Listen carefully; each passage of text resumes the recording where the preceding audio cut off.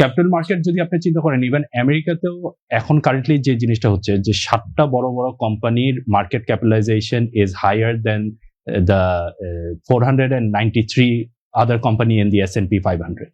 Warren বাফেটের কোম্পানির মধ্যে যে ক্যাশ আছে বার্কশায়ার হ্যাথওয়ের মধ্যে, সে চাইলে সে ওই 470 কোম্পানি S&P 500 এর মধ্যে সে একলাই ওই কোম্পানি সব কিনে ফেলতে পারে।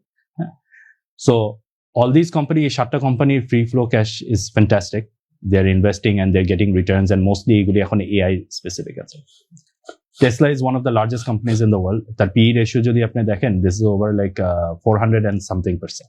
হ্যাঁ, সো ওইটাও কি ক্যাসিনো না ইন সাম ওয়ে?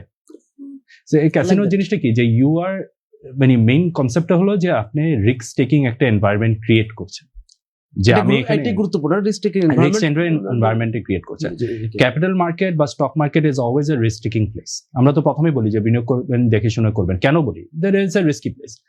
আমরা যদি বলি আজকে আপনার সরকারি ট্রেজারি বন্ডে বলেন, ওইখানে কিন্তু considered as the lowest risk, and capital market technically is one of the highest risk.